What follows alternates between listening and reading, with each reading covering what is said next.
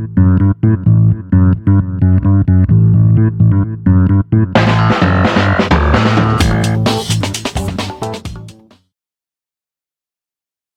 would love to introduce Amber Pierce. She rides for Cannondale. She spearheads Network for Advancing Athletes, which is a nonprofit dedicated to fostering mentorship and networking among female athletes of all ages and levels of skill.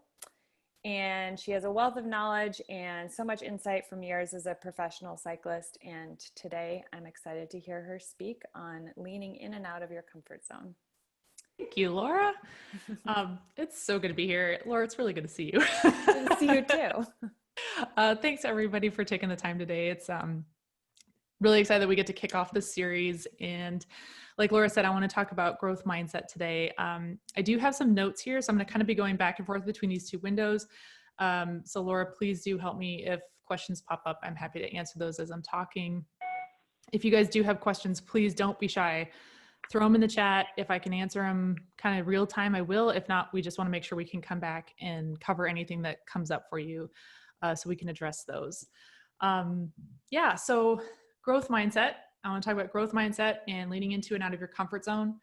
So to kick this off, I think it's probably good to get all be on the same page as far as what I'm talking about when I say growth mindset. And this might be something that you've already heard of. My apologies if this is a review, but I just want to make sure we're all on the same page moving forward. So the first time I heard about growth mindset was from some research done by Dr. Carol Dweck, who's a researcher in psychology. And she was actually initially doing her research on young kids in school. And she discovered that there was a really interesting kind of contrasting pattern of behavior among the students. Some of the students had what she called a fixed mindset, and some had what she called a growth mindset. And with the fixed mindset, the kids at some point, for some reason, kind of internalized the idea that their intelligence was fixed, that it was an innate characteristic that was unchangeable, essentially.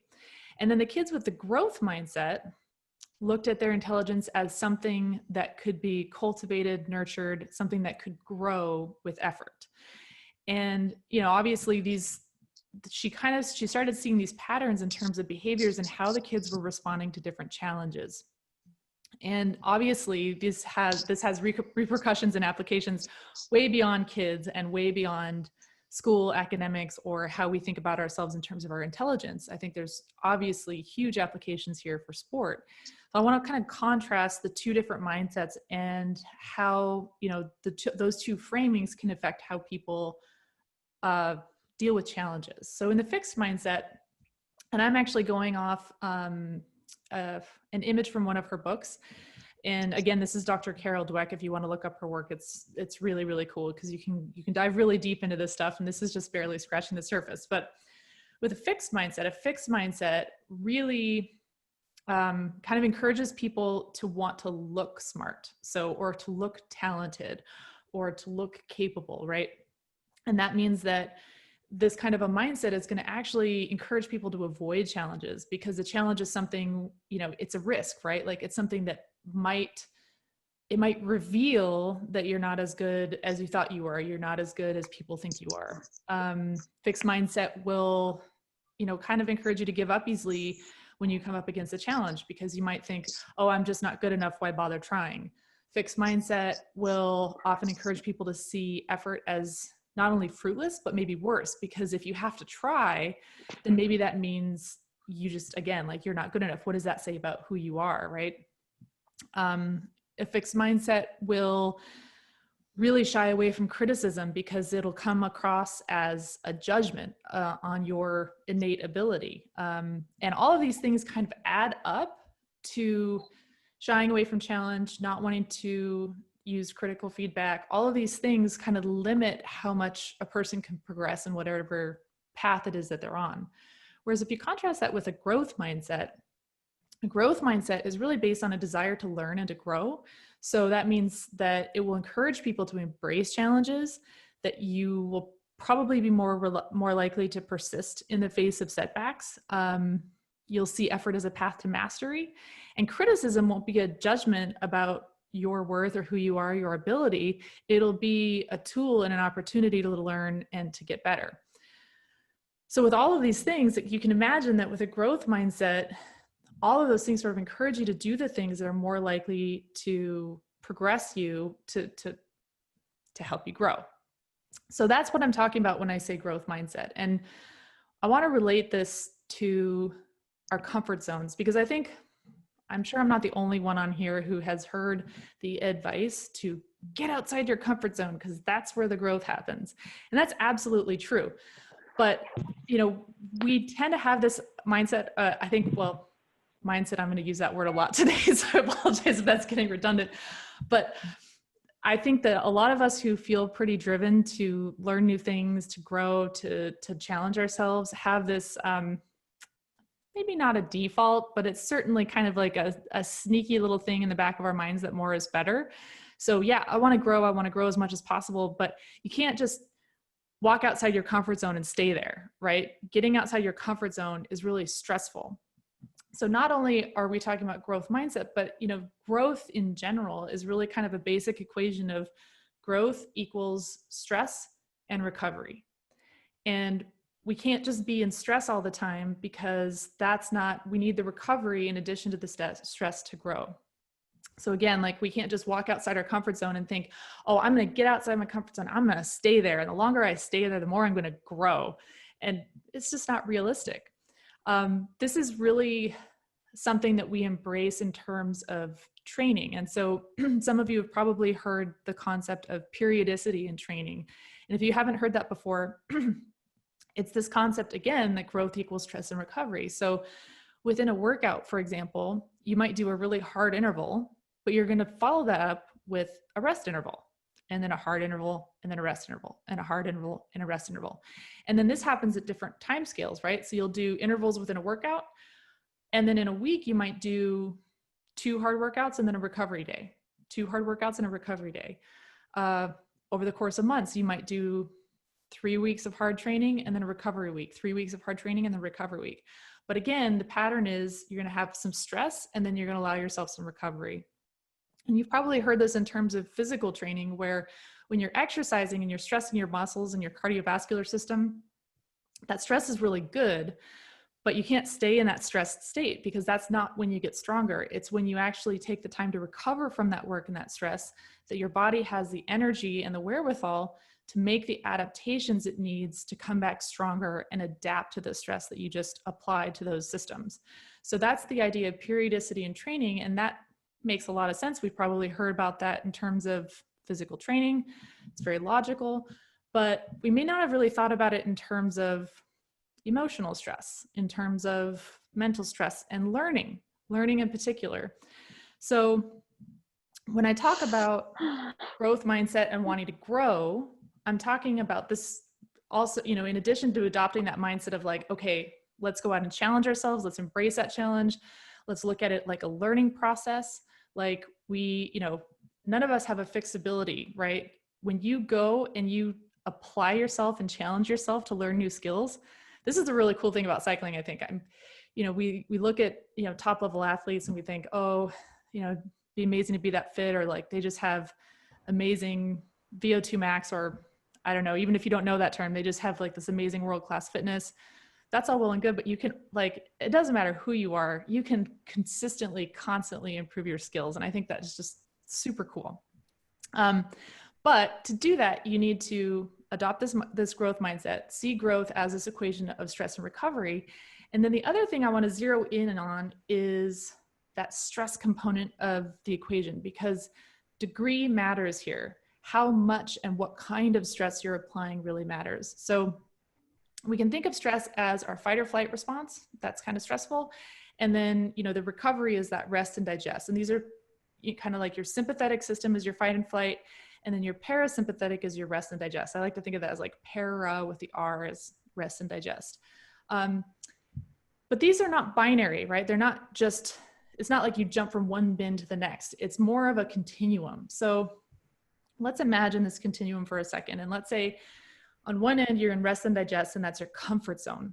Well, as you start to just move along that continuum toward fight or flight, toward sympathetic activation, that very first little bit of sympathetic activation, what that looks like is excitement. That's like thrill. That's kind of fun, actually. And then, so an analogy for this is not just the continuum, but also, like, let's imagine that you're going downhill on a bike. When you're in your comfort zone, maybe that looks like you're just riding the brakes and you're going super slow. You feel absolutely 100% in control. You don't feel any element of risk whatsoever. You're there, you're totally in your comfort zone. And okay, you're secure, you're comfortable, but maybe it's kind of boring. So you let the brakes go just a little bit. So now you're moving along that continuum and you start to get that little bit of sympathetic activation. That's when you're like, woo, there's a little thrill, a little excitement. Now it's not boring anymore, but you still feel like you're in total control. But the difference between that security and comfort and that thrill is now you have a little sympathetic activation. There's maybe just a teeny bit of fear and uncertainty and risk, but it's not so much that you don't feel in control. That I like to call the thrill zone, right? Like that's pretty fun. That's a cool place to be. You're not in your comfort zone anymore, but you're still fully in control. Now let's say you let the brakes go out a little bit more. Okay, so now you're starting to really reach the edge of where you feel like you're in control. Maybe this is starting to go a little bit faster than what your skill set is prepared to handle. Now you're moving away from that excitement and thrill and further into fear. And as you start to get beyond that sense of control and fears, so fear's going up, sense of control is coming down, that's when you're getting into further and further into that sympathetic activation. That's where you're going from that like kind of fun, exciting part to like, okay, there's a real threat here. I'm starting to feel like I'm in danger. And that's where fight or flight starts kicking in. And then you can go even further if you let those brakes go even further. Okay, so now you're wildly out of control. You're beyond what your skill set can handle. It's not fun anymore. Fear and your sympathetic system, this is where your sympathetic system like really hijacks your brain. So now it's all fear. There's no control. It's not fun. And the other thing about this is when the sympathetic system hijacks your brain, you can't think rationally anymore. Because your body has totally gone into, survival mode, you can't really learn and process information. So growth is out the window, learning's out the window. It's not fun. It's just scary. And then if you continue to push it, that's where you kind of start stepping into trauma territory. And that's not fun either, obviously. And the other thing is that can be really counterproductive because it can be really difficult to come back from that. So stepping back to this idea of growth as an equation, stress and recovery, when we're talking about applying that stress, especially when you're talking about going out and learning new skills on a gravel bike, like I'm a roadie, I'm really, really comfortable with the sensations of being on the road. I understand how my tire is going to track and achieve traction on the tarmac. But when I get on dirt, it's a totally different ball game, right? Like the sensations are all different. All of like the visual stimuli are different. The environment's different. So my brain like really has to handle a lot more because it's less familiar to me. So I want to keep myself in that thrill zone. I don't want to just huck myself down some crazy steep hill and put myself into that terror and that trauma. I really want to take my time and I don't need to stay in the comfort zone. It doesn't need to be boring. I can challenge myself, but I want to stay in that zone where my brain is still online so I can process the information and really learn from what it is that I'm doing. And then once you've done that, you step back into your comfort zone again and you allow your body and your brain to assimilate what you just did. And that's part of the learning process as well. So that's a different kind of growth, but it's all part of the same thing, right? So with this, I just want to say, there's a lot of rhetoric out there around pushing yourself and challenge and getting outside your comfort zone. And the truth is what your comfort zone looks like is very different from anyone else's. It's going to vary depending on, your history with trauma for one thing, your skill level, your comfort level on the bike, where you are, your environment, who you're with, all of those things can affect your comfort zone. So don't be shy about really drawing your own boundaries and really trust yourself and listen to your body, because as you start to move into that sympathetic activation, you'll feel it. Like I'm sure everybody who's listening has had that kind of thrilling moment on a bike where it's like, whoo, butterflies in your stomach. And it's awesome. But it's, there's just a tiny element of fear, but it's not scary. It's just, it's fun. It's not boring. It's exciting. And that's the place that you really want to stay. And then if you keep kind of just bumping into that thrill zone and then coming back to your comfort zone and bumping into the thrill zone and coming back to your comfort zone, eventually that thrill zone will sort of start to shift itself. So something that maybe 3 months ago would have put you in the terror zone, maybe 3 months from now, as you're just gently stressing these systems, you're just gently pushing yourself just enough. Now you're going to be able to assimilate those learnings. So now all of a sudden your thrill zone, what was once in your terror zone, is now in your thrill zone. And that's how you progress. And I just want to encourage everybody to be patient with this process, because it's so much more sustainable and effective to just push just that far and come back again than to think like, okay, I'm just going to go for it. I'm going to like really run way outside my comfort zone and like really challenge myself, because more isn't always better. In this case, you know, pushing yourself really hard, especially to the point of terror and trauma, like those things can be really counterproductive. But also, even if you just get like too far into the fear zone and you're not in control, you're just not going to learn as much from that. So give yourself time, be patient. If you need to draw a line and say, hey guys, this is not for me, do it, because in the long run, it'll just be so much more constructive for you. And then coming back from all of that, just remember, this is a learning process. So there is, you know, wherever your comfort zone is, whatever it is that you decide that you're comfortable doing, or what's thrilling for you, or what's fun, or what's exciting, stick with that, stick to your guns, listen to your body. It's valid. All of it is valid.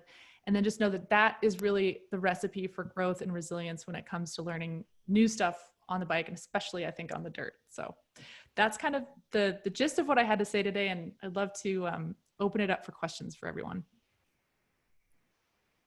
Thanks, Amber. I'm curious, is there something that happened in your life or a particular point that inspired this topic for you? Why is this what you decided to speak on? This is really the accumulation of a lot of trial and error, mostly error. But yeah, I mean, I've definitely pushed myself too far, and sometimes I get away with it, but I'll tell you, it's not fun and it's not constructive. I don't really learn much from that, except that like, oh, maybe that wasn't such a good idea and I shouldn't do that again. But also, yeah, I've definitely pushed it too hard and hurt myself. And I think if anybody who's listening has ever toppled off their bike, you can probably relate to this. It takes a long time to come back from that. And it's hard. And I think that this is one of the things that we're all so hard on ourselves. And I know I've gone through this where, you know, I'll have a crash, I'll come back and I'll just think, okay, I'm a strong person. I'm a strong athlete. Like I should be able to bounce back from this. But the truth is, like, this sympathetic system wiring in our brains is very deep, and a lot of it is totally unconscious, and we don't really have that much control over it. So when you push yourself that far, whether you're pushing yourself or not, I mean, we all know that sometimes bad things can happen and it wasn't because of anything that you did. It is a type of trauma, and what that does is it totally shifts internally that wiring where your threshold of threat sensitivity is. And we kind of hold ourselves responsible for a lot of the things that are actually unconscious and not really too much within our control. And so we push ourselves and we think like, oh, this sucks. Like, why am I still scared of getting back on the bike? It must mean I'm weak and I'm not as strong as I was. No, that's this system that's built in to try to protect you and keep you alive.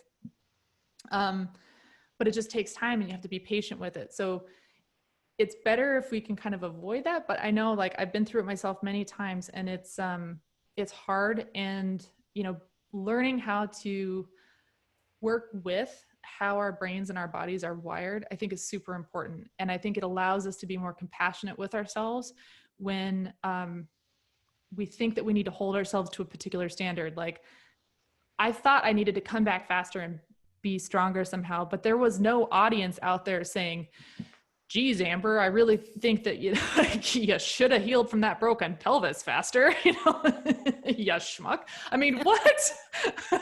No one does that, right? So being compassionate with ourselves in the learning process. I mean, another example, like, you've got a little one. I mean, I don't think any of us could imagine a little toddler who's learning how to walk topple over and then just like lay on the ground going, stupid, stupid, stupid. Like, why can't I get this? I bet the baby across the street nailed this last week. Like we laugh at that, but we do it to ourselves all the time. But these processes, they take time, right? And so I think allowing ourselves a little bit of compassion is really important to just facilitating the learning process.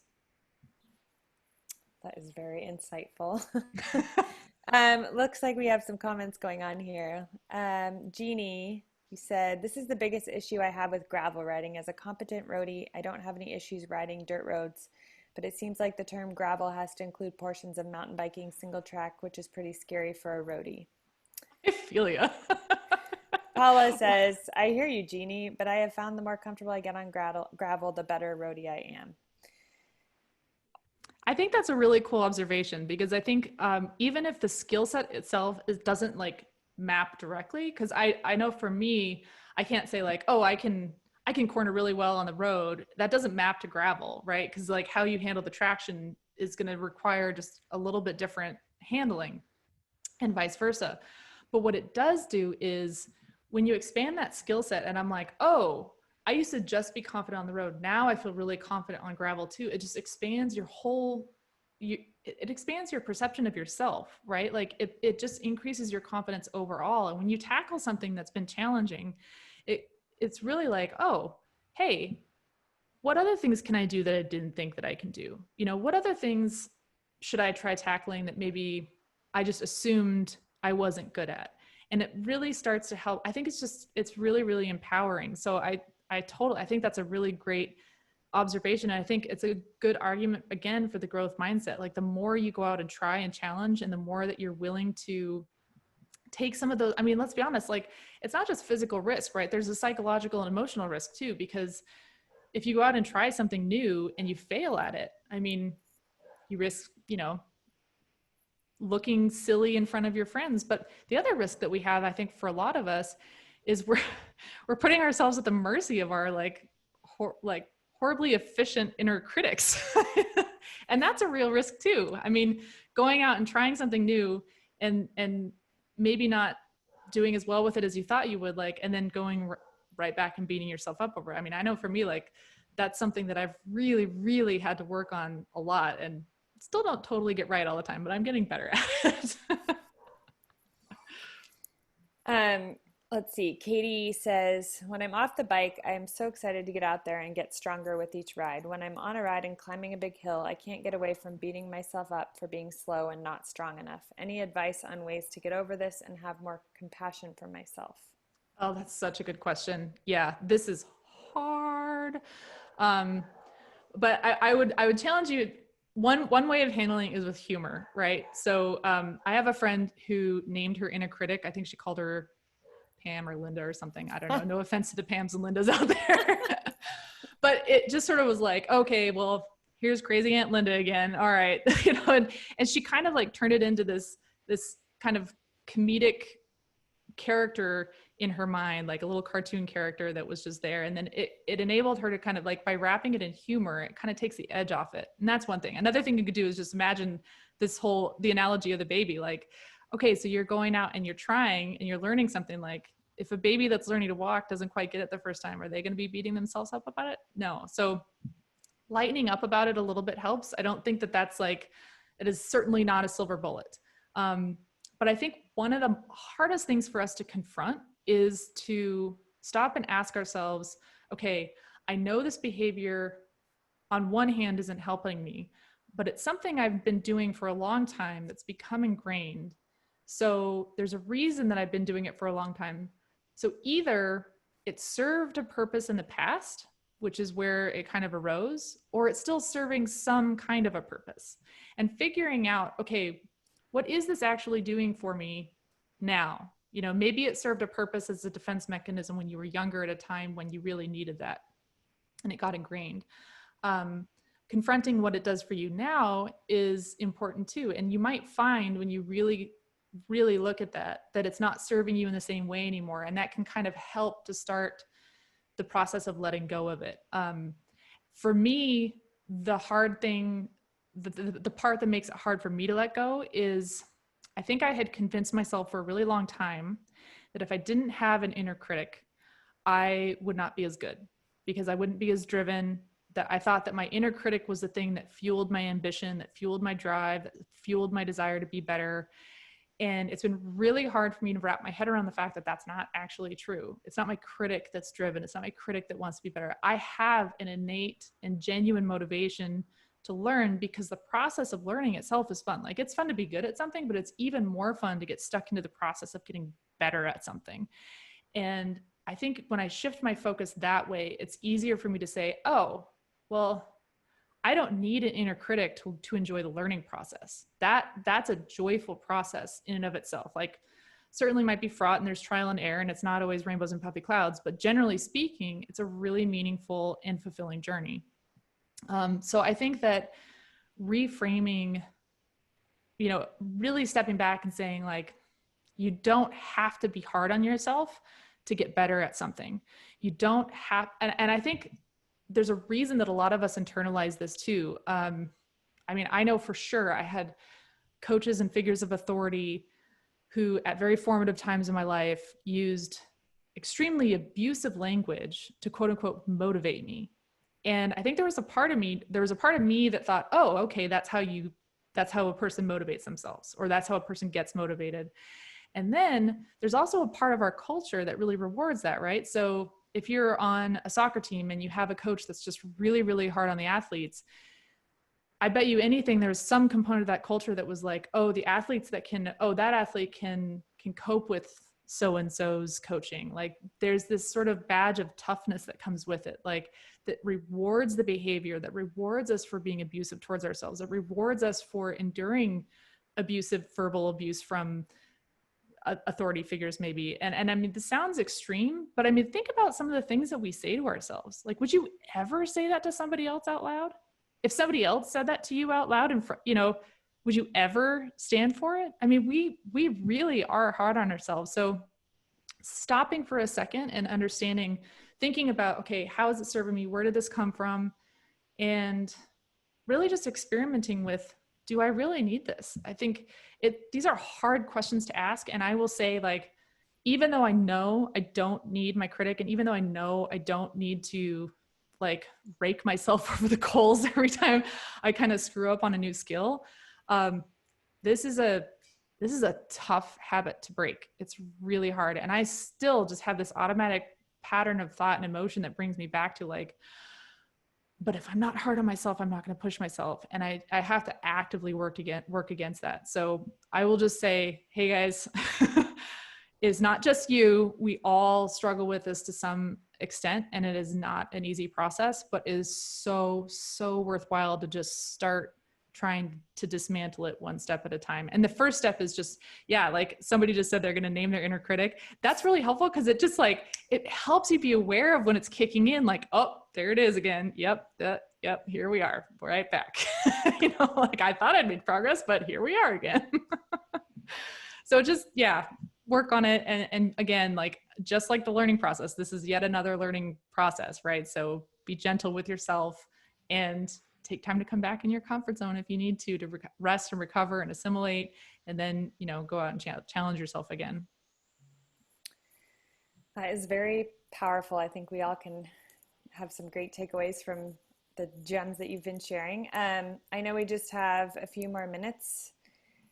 Is there anyone out there that has another question or wants to maybe share an example of their experience with this mindset? I'm just popping in and looking at some of the questions on here. I think there's Sarah Bowman, suggestions for building confidence from pushing yourself. My brain tends to go to, well, I did it, so why was it such a big deal to work up to it? And then I end up feeling silly for being nervous in the first place. Oh man, that's some layers, right? And I know, like, I do this too. So first you're you're getting all nervous about it. And then you actually take the time to confront that fear, to get outside your comfort zone, to actually try it. You have that courage to do it. And then you beat yourself up for it afterwards. Not for the courage, but you beat yourself. I mean, we find so many ways to be hard on ourselves, so many ways. So building, yeah, pushing yourself. I think looking for process goals, setting little process goals. So goal and process goals are not outcome goals. It's not like, oh, I'm going to go win this race, but it's like, okay, I'm going to go session. I like the word session. It's just to go repeat kind of a section of trail, maybe over and over again. So something that might be challenging, or even something that you already know how to do. Like, I'm going to go do the section of the trail that I know I can do, and I'm going to do it just a little bit faster each time. Or I'm going to go tackle this section of trail that I haven't been able to do before. I'm going to, walk it first. I'm going to ride it slowly. And then you just kind of do it over and over again. Process goals are about setting little benchmarks for yourself that are associated with process. So my goal might not be to clear, this section of trail, but my goal would be to, work on my hand position, or work on my center of gravity, or work on my inner self-talk, so it's not an outcome, but I'm totally in control of the process. And setting little benchmarks like that for yourself can be really, really helpful, because success is such a good foundation. It's such a good fuel for motivation, right? So like, the more successes you have, the more motivated you're going to be. So if you can kind of like really stop and start setting some smaller goals that are things that are process oriented, so they're totally within your control, and celebrate those smaller victories and give yourself genuine credit for them. Like, give yourself credit for the fact that you went out there and you tried that thing that was scary. And, when you start to hear that inner critic go, oh, but you were being such an idiot for worrying about it in the first place, take a step back and be like, no, that was a win. That was a victory. Like, those tiny victories, man, they really add up. So I think that looking for those smaller victories and taking the time to celebrate them, and really actively working not to, because, oh my gosh, how many of us like to just totally dismiss achievements, big and small, dismiss compliments, stop dismissing, catch yourself when you're dismissing, and then take the time to celebrate even the little small victories that you have. And all of that will breed motivation, and all of that will breed confidence. I see a lot of questions as to like if we can have the link to the researcher you named, and some great book recommendations. So I'd love to take all this information. The original post where I put all of Amber's, the summary of her talk today, I will hopefully get some notes from you, Amber, and include some of these recommendations, and we can keep continuing the conversation within that post as well. Yeah, I see Jess Sarah just posted the all or nothing mindset really gets her. She has trouble just being okay or in the middle and considering that an accomplishment. And I totally get that. I mean, this is, I feel like all my ducks have to be in a row. And if one of them falls, it's like, oh, what's the point? No, but remember, I mean, I'll tell you, like, I'm retired. I'm not training for anything in particular. No, I take it back. I am training for my mental health right now. But I am still trying to challenge myself a little bit. And the other day I did this workout, and it was so ugly. It was so ugly, but you know what? I did it, and it's still money in the bank. It's still going to help me get fitter. It still was a wonderful mental outlet for me. And was it perfect? No. Did it look pretty? No. Like, I was all over the bike. I really was suffering on my intervals. It wasn't pretty, but just remember, it doesn't have to be pretty to be effective. It doesn't. And sometimes it really is a win just to get out the door. Sometimes it's a win to get out of freaking bed. And I mean, let's be honest, these are not the easiest times lately. And so if ever there were a time to be your own best ally and give yourself a little more compassion, let me just remind you, I'll be the person. It's okay to be compassionate with yourself. It's not the same as complacency. All right. You can still be driven, and you can still be compassionate with yourself. So maybe a little bit less on the self-criticism and a little more on the holy smokes. Look at all the things I can do. Look at what my body's capable of. Like, this is amazing.